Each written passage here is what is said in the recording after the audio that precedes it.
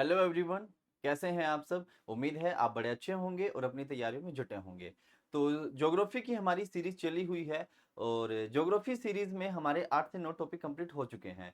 आज हम कोई टॉपिक डिस्कस नहीं करेंगे। आज की जो हमारी क्लास रहेगी वो प्रीवियस जो हमारे टॉपिक्स रहे उनसे रिलेटेड एमसीक्यूज को डिस्कस करने के लिए हम इसको कर रहे हैं। ठीक है, तो आज की हमारी जो क्लास रहेगी वो रहेगी सौरमंडल से संबंधित 50 एमसीक्यूज को लेकर के। यानी कि इसके अंदर हम कुछ क्वेश्चंस डिस्कस करेंगे जो आपकी प्रीवियस क्लास सौरमंडल ब्रह्मांड से रिलेटेड रहेंगे।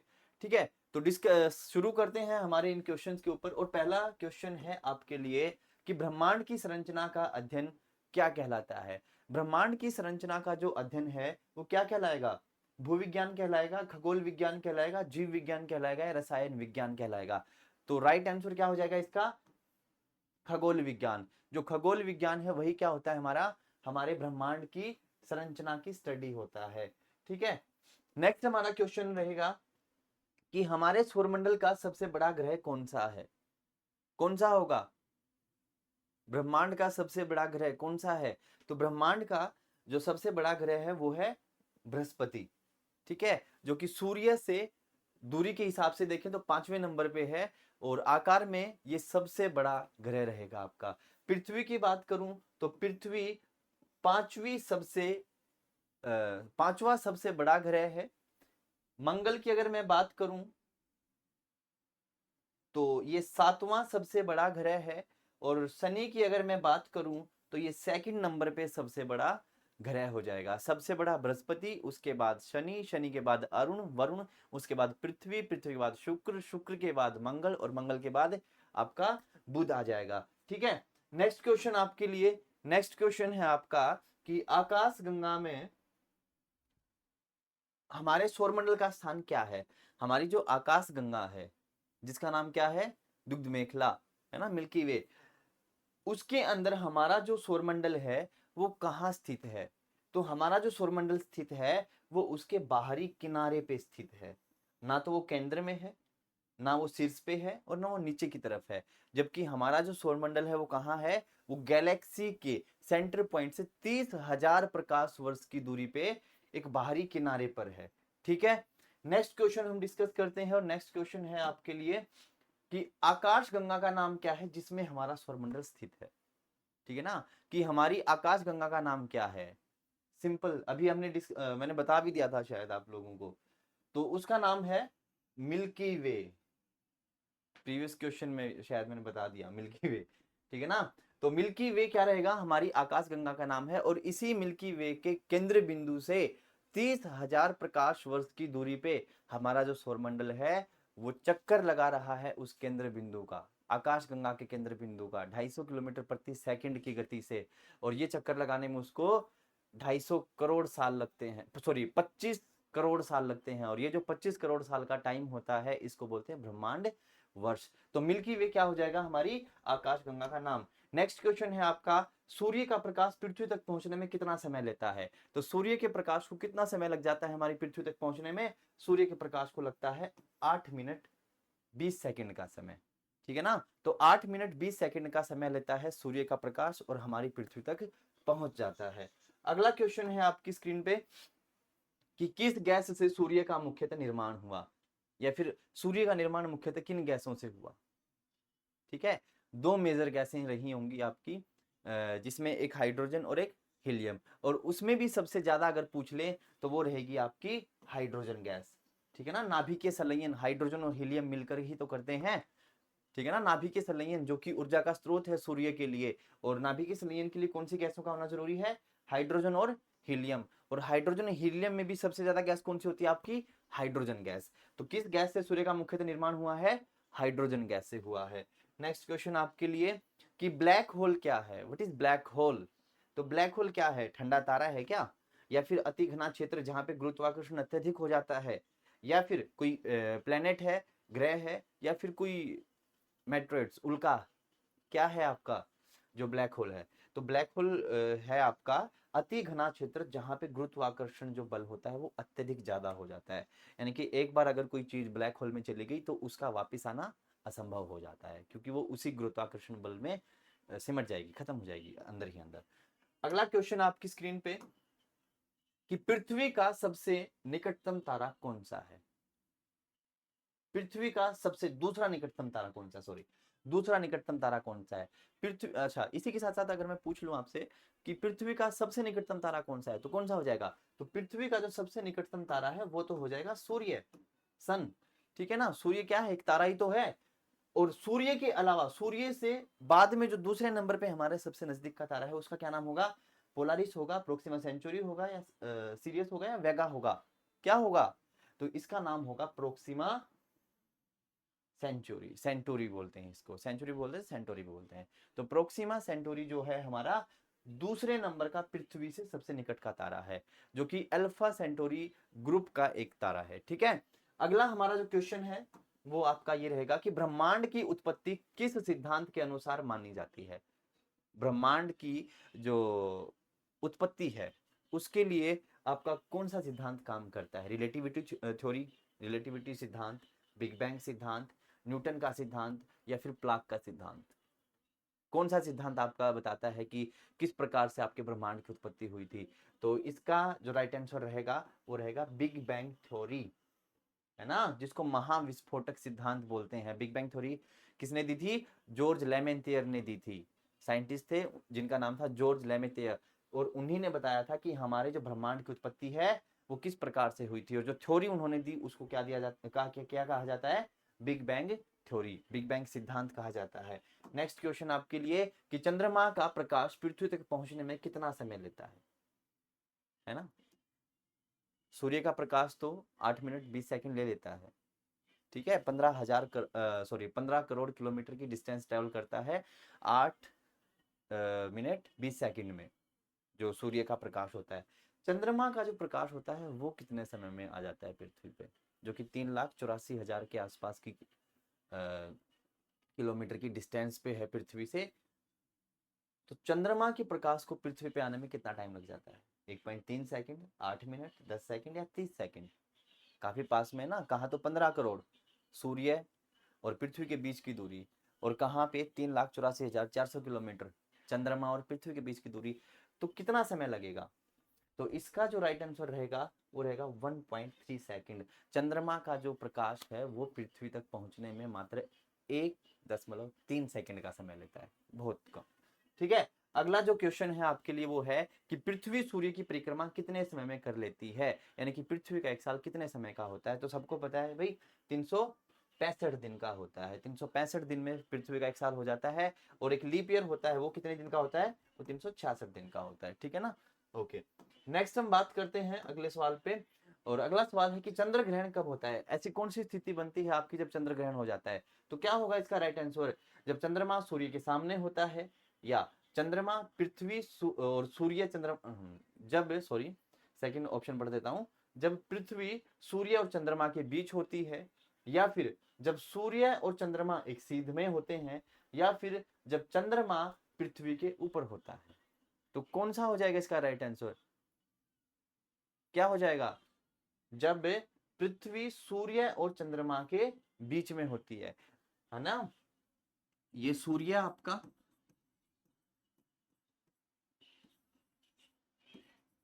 ये आपकी पृथ्वी, और ये आपका चांद। जब इस प्रकार की स्थिति होती है कि पृथ्वी चांद और सूर्य के बिल्कुल बीच में आ जाएगी, एकदम सीधे में होंगे तीनों, तब आपका चंद्र ग्रहण होता है। ठीक है, और सूर्य ग्रहण कब होता है आपका, ये सूर्य, ये आपका चांद, और ये आपकी पृथ्वी।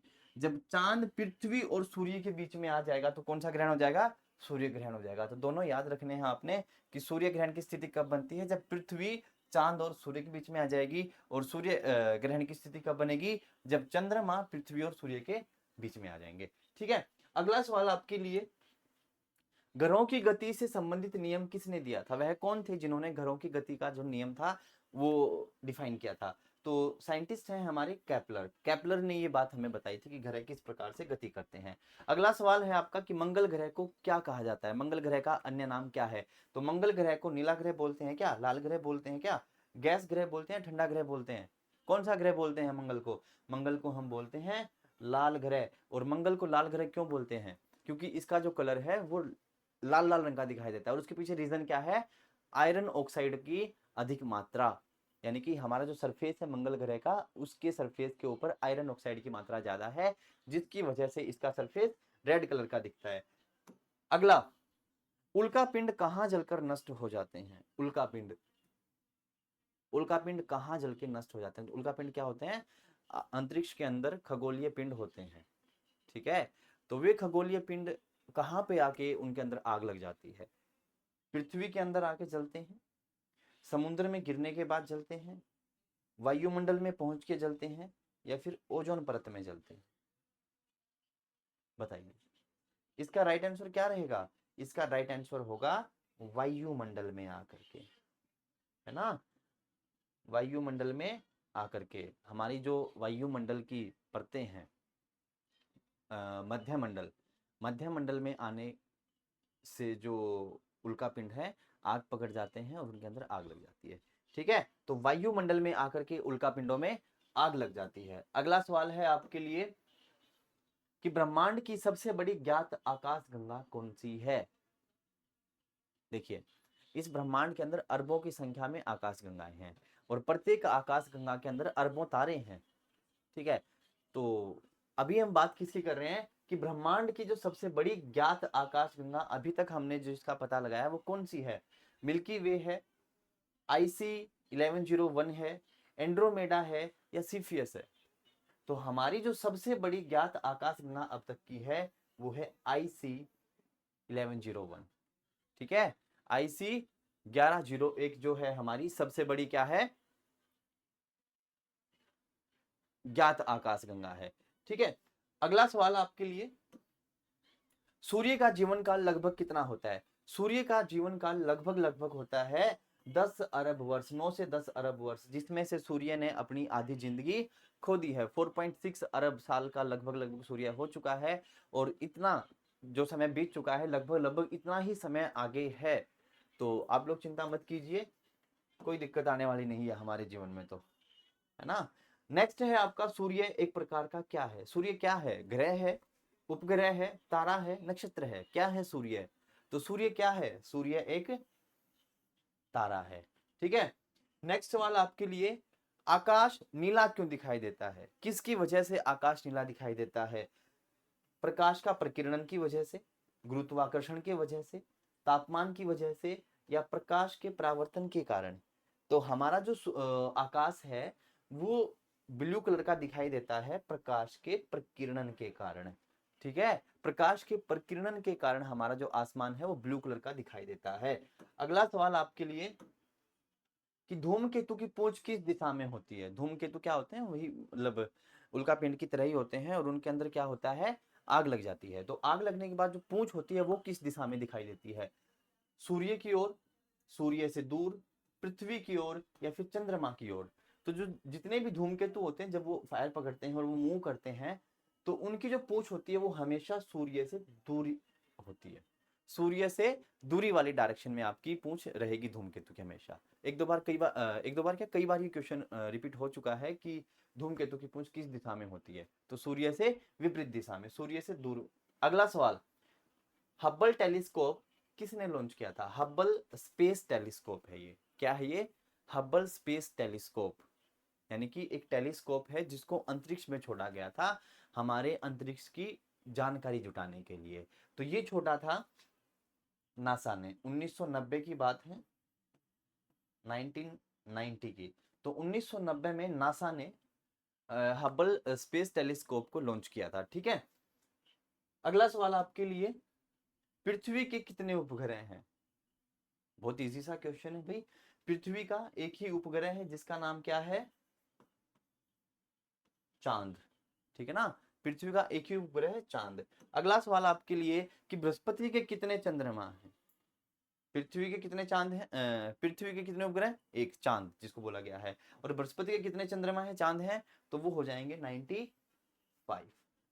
अच्छा एक बात याद रखिए, अगर ऑप्शन में 95 ना होकर के 79 है तो आपका आंसर हो जाएगा 79, ठीक है ना। लेकिन अभी जो उपग्रह हैं भाई, हमारे जो साइंटिस्ट हैं कुछ ना कुछ डेली लगे रहते हैं, कुछ ना कुछ अपनी टेलीस्कोप लेकर के।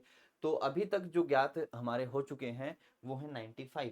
और इन केस अगर 95 ऑप्शन में ना हो और 79 हो तो आपका राइट आंसर 79 हो जाएगा। ठीक है। अच्छा, ये इसकी इमेज दिखा देता हूँ मैं आपको, हबल टेलीस्कोप की इमेज देखिए। ये है हबल टेलीस्कोप जिसको अंतरिक्ष में छोड़ दिया है, और अंतरिक्ष में ये वहां से फोटो वोटो लेकर के, वहां से वीडियो वीडियो जो भी है आपका लेकर के देता रहता है, आज भी ये वर्किंग में है।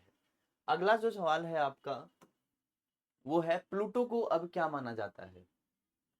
देखिए 2006 तक हमारे सौरमंडल के अंदर 9 ग्रह थे, जो कि वर्तमान में कितने हो चुके हैं, 8। तो जो 9वां ग्रह है हमारा, जिसको हम प्लूटो बोलते थे, प्लूटो को अब हम ग्रह नहीं मान रहे हैं। क्यों? क्योंकि 2006 में प्लूटो को ग्रहों की श्रेणी से हटा दिया गया था, वो उस परिभाषा में फिट नहीं बैठ रहा था जो कि ग्रहों की डेफिनेशन, जो परिभाषा होती है। तो अब ये जो प्लूटो है इसको किस श्रेणी में रखा गया है? अब प्लूटो को क्या बोलते हैं हम? अब प्लूटो को बोलते हैं बोना ग्रह। ठीक है। तो प्लूटो को अब किस श्रेणी में रखा गया है? प्लूटो को रखा गया है बोना ग्रह की श्रेणी में। अगला जो सवाल है आपका वो है प्रकाश वर्ष किसे मापने की इकाई है? प्रकाश वर्ष किसे मापने की इकाई है? तो प्रकाश वर्ष दूरी को मापता है, समय को मापता है, गति को मापता है, या ताप को मापता है? किसके लिए हम यूज करते हैं प्रकाश वर्ष को? तो प्रकाश वर्ष को को यूज करके हम मापते हैं दूरी को। क्या होता है प्रकाश वर्ष? कि एक साल में सूर्य की रोशनी ने जितनी दूरी ट्रेवल कर ली वो 1 लाइट ईयर कहलाएगी। ठीक है ना? क्या वैल्यू होती है इसकी? 9.46 क्रॉस 10⁻12 किलोमीटर। ठीक है, ये वैल्यू होती है 1 लाइट ईयर की।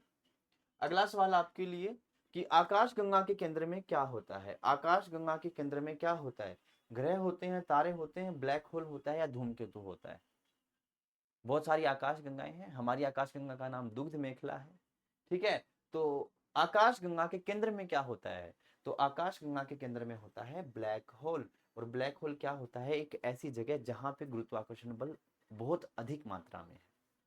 ठीक है ना? और गुरुत्वाकर्षण बल की वजह से ही हमारा जो सौरमंडल है उसका चक्कर लगा रहा है।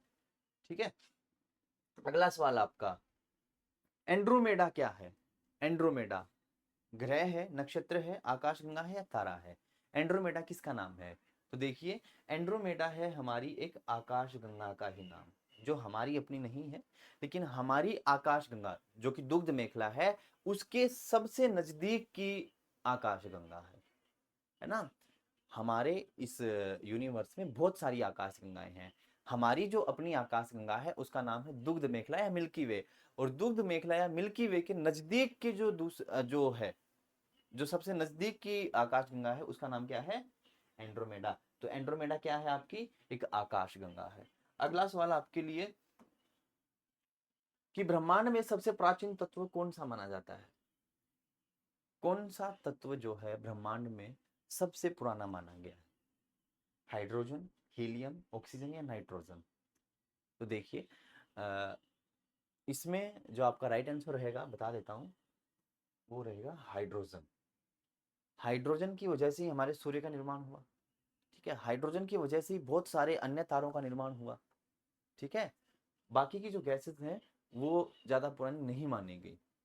ये भी बहुत पुरानी है, ऐसा नहीं है कि आजकल में ही बनी होंगी, बहुत पुरानी है। लेकिन जो सबसे पुरानी गैस हम मानते हैं, जो सबसे पुराना तत्व हम मानते हैं इस ब्रह्मांड के अंदर, वो कौन सा रहेगा आपका? वो रहेगा हाइड्रोजन।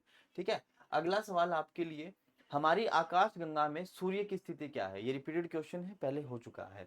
तो बाहरी किनारे पर बैठा हुआ है हमारा सूर्य। ठीक है। अगला सवाल आपके लिए कि पृथ्वी की गति को क्या कहते हैं? पृथ्वी की गति को घूर्णन कहते हैं, परिक्रमण कहते हैं, दोनों बोलते हैं, इनमें से कुछ नहीं बोलते?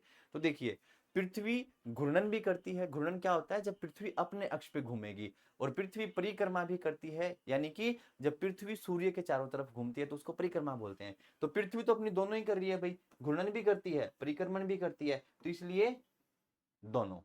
ठीक है। अगला क्वेश्चन आप लोगों के लिए कि सबसे तेज गति करने वाला ग्रह कौन सा है? ऐसा कौन सा ग्रह है जो सूर्य का चक्कर सबसे जल्दी में लगा देता है, सबसे फास्ट, सबसे पहले? तो कौन सा है? सबसे पहले लगा देता है बुध।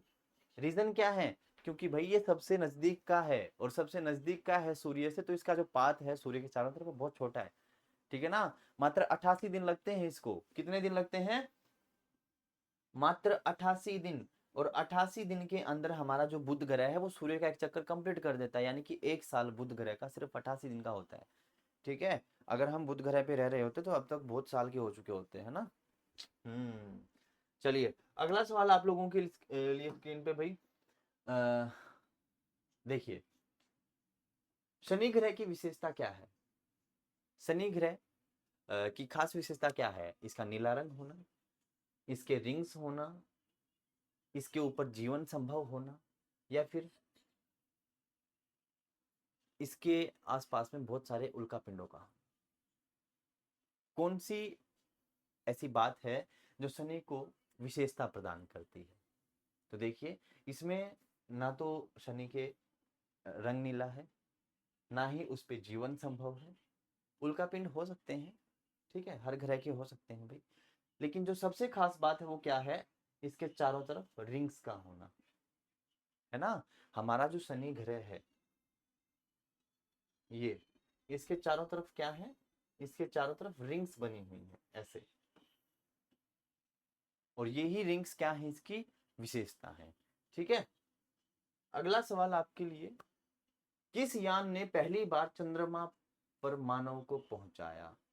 किस यान ने पहली बार चंद्रमा पर मानव को पहुंचाया? कौन सा था वो? अपोलो 11, अपोलो 13, चंद्रयान 1 या फिर विक्रम? तो कौन सा था वो था अपोलो 11। 1969 की बात है, जब अमेरिका ने अपना पहला चंद्रयान भेजा था जिसका नाम था अपोलो 11। इसके अंदर 3 लोग गए थे, जिसमें आपके नील आर्मस्ट्रॉन्ग थे, वही जिन्होंने पहली बार चंद्रमा पे कदम रखा था, नील आर्मस्ट्रॉन्ग। इनके साथ में 2 व्यक्ति और थे, जिनमें से एक का नाम था बज एल्ड्रिन। और बज एल्ड्रिन वो इंसान है, वो दूसरे इंसान है जिन्होंने चंद्रमा की सतह पर कदम रखा था। सबसे पहले नील आर्मस्ट्रॉन्ग ने, दूसरे नंबर पे लिख देता हूं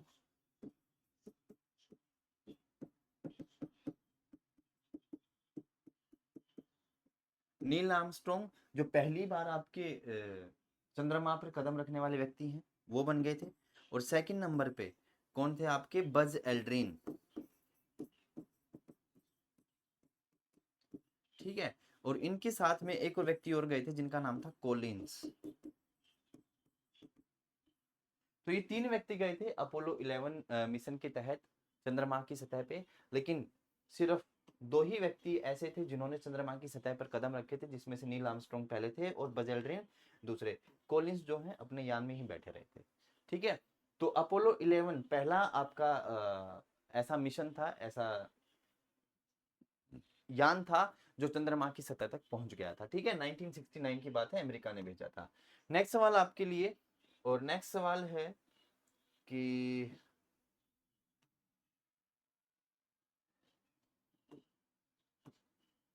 नक्षत्र क्या होते हैं, है ना। कुंडली वगैरह दिखाई होगी कभी ना कभी किसी पंडित जी को, है ना। किसी ज्ञानी इंसान को आपने अपने कुंडली जन्म पत्री दिखाई होंगी, तो उसमें नक्षत्र बताते हैं। तो नक्षत्र क्या होते हैं? ग्रह होते हैं, ठीक है ना। नक्षत्र ग्रह होते हैं कि भाई आपका तो बृहस्पति ग्रह, आपका मंगल ग्रह, इस तरीके से। तो ग्रह क्या होते हैं? आपके नक्षत्र होते हैं। अगला सवाल है आपके लिए कि शनि के सबसे बड़े चंद्रमा का नाम क्या है? शनि के सबसे बड़े चंद्रमा का नाम क्या है? देखो भाई, चंद्रमा अगर आ रहा है तो चंद्रमा का मतलब है उपग्रह। जिस प्रकार से पृथ्वी का एक उपग्रह ना चंद्रमा, तो अगर बाकी किसी ग्रह का आपसे ये पूछ ले कि बृहस्पति के कितने चंद्रमा हैं, शनि के कितने चंद्रमा हैं, तो चंद्रमा का मतलब वही नहीं है कि जो मून है हमारा, यहाँ पे चंद्रमा का मतलब है उपग्रह से, ठीक है ना। तो शनि का जो सबसे बड़ा चंद्रमा है उसका नाम क्या है? यूरोपा है, टाइटन है, गैनीमीड है, या कलिस्टो है? तो इसका जो सबसे बड़ा उपग्रह है उसका नाम है टाइटन। क्या नाम है? टाइटन। गैनीमीड बृहस्पति का सबसे बड़ा है। अगला सवाल आपकी स्क्रीन पे कि सबसे चमकीला तारा कौन सा है? सबसे अधिक चमकीला तारा कौन सा है इनमें से? पोलोरिस, सीरियस, अल्फा सेंटोरी या फिर ड्रैको? कौन सा ऐसा तारा है जो सबसे अधिक चमकता है? तो इसका जो राइट आंसर रहेगा वो रहेगा सीरियस। ठीक है ना, इसको साइरस भी बोलते हैं, डॉग स्टार भी इसको बोलते हैं, सीरियस या फिर इसको क्या बोलते हैं, डॉग स्टार। ये वही तारा है जिसकी चमक सबसे अधिक होती है आपकी। ठीक है, सीरियस, साइरस या फिर डॉग स्टार इसको बोलते हैं। अगला सवाल आपके लिए, उल्का किसे कहते हैं? उल्का क्या है? जलता हुआ तारा, वायुमंडल में जलती हुई वस्तु, चंद्रमा का टुकड़ा या फिर सूर्य का टुकड़ा। कौन सी ऐसी चीज है जिसको हम उल्का बोल सकते हैं? तो उल्का क्या है? वायुमंडल में जलती हुई वस्तु। ठीक है, वायुमंडल के अंदर कोई भी आकाशीय पिंड हमारा वायुमंडल में आता है और वायुमंडल में घर्षण की वजह से, फ्रैक्शन की वजह से उसके अंदर आग लग जाती है। तो वो जो आग लगी हुई जो वस्तु होती है वो क्या कहलाती है आपकी? वो उल्का कहलाती है। अगला सवाल आपके लिए कि पृथ्वी का झुकाव कोण कितना है? पृथ्वी का झुकाव कोण कितना है? 23.5 डिग्री। ठीक है ना, पृथ्वी का जो अपना झुकाव है वो कितना है? अक्षीय झुकाव 23.5 डिग्री। अगला सवाल आपके लिए कि घरों की सूर्य से दूरी का नियम क्या कहलाता है? घरों की सूर्य से दूरी का नियम क्या कहलाता है? न्यूटन का नियम कहलाता है, हबल नियम कहलाता है, टाइटस बोडे नियम कहलाता है या प्लांक का नियम कहलाता है? ऐसा कौन सा नियम है जो हमें जानकारी देता है ग्रहों की सूर्य से दूरी की? तो इसका जो राइट आंसर है वो है टाइटस बोडे नियम। टाइटस बोडे नियम क्या बोलता है कि ग्रह अपने पिछले ग्रह की जो सूर्य से दूरी है उस ग्रह से डबल दूरी पे होगा सूर्य से, है ना। अगर मैं बात करूं शुक्र ग्रह की, तो शुक्र जो कि दूसरे नंबर पे है आपका, पहले नंबर पे बुध। तो ये जो टाइटस बोडे नियम है ये बोलता है कि जो शुक्र ग्रह होगा ना वो बुध और सूर्य के बीच की जो डिस्टेंस है ना उसके डबल डिस्टेंस पे होगा, ये बोलता है टाइटस बोडे नियम। तो ग्रहों की सूर्य से दूरी का जो नियम है वो क्या कहलाएगा? टाइटस बोडे नियम कहलाएगा। नेक्स्ट सवाल आपके लिए कि ब्रह्मांड की सबसे तेज चीज क्या मानी जाती है? ब्रह्मांड की सबसे तेज चीज क्या है? ध्वनि है, गुरुत्वाकर्षण फोर्स है, प्रकाश है या पवन है? ऐसी कौन सी चीज है जो सबसे फास्ट होती है? तो सबसे फास्ट जो चीज होगी वो होगी आपकी प्रकाश, लाइट, है ना। 8 मिनट 20 सेकंड में 15 करोड़ किलोमीटर चल के आ जाती है भाई, तो प्रकाश हो जाएगी। कौन सा ग्रह सूर्य से सबसे दूर है? कौन सा ग्रह है जो सूर्य से सबसे दूर है? जल्दी से बता दें आप मेरे को कि नेपच्यून है। कौन सा है? नेपच्यून, जिसको हम क्या बोलते हैं? वरुण। ठीक है ना, जो वरुण ग्रह है आपका जिसको नेपच्यून बोला जाता है वही हमारा सूर्य से सबसे अधिक दूरी पे, और सबसे पास का भाई बुध हो जाएगा। पृथ्वी पर एक दिन क्यों होता है? यानी पृथ्वी पर जो दैनिक जीवन है वो हर रोज दिन रात क्यों होते रहते हैं? ऐसा कौन सा रीजन है? देखिए इसमें, सूर्य के चारों ओर चक्कर लगाने से, पृथ्वी जो कि सूर्य के चारों चक्कर लगाती है, क्या इसकी वजह से दिन होता है? अपनी धुरी पर घूमने से, पृथ्वी अपने अक्ष पे घूमती रहती है पश्चिम से पूर्व दिशा में, क्या इसकी वजह से आपका दिन रात होती है? चंद्रमा के कारण, आपका जो चंद्रमा है आपका उपग्रह, क्या उसकी वजह से आपके दिन और रात होते हैं? या फिर वायुमंडल के कारण, हमारा जो वायुमंडल है 5 परतों में बटा हुआ, क्या उसके कारण हमारे दिन और रात होते हैं? क्या रहेगा इसका राइट आंसर? तो इसका जो राइट आंसर होगा वो होगा कि अपनी धुरी पर ये घूमती है, अपने अक्ष पे घूमती है, पश्चिम से पूर्व दिशा में हमारी जो पृथ्वी है वो घूमती है, जिसकी वजह से हमारा दिन और रात होती है।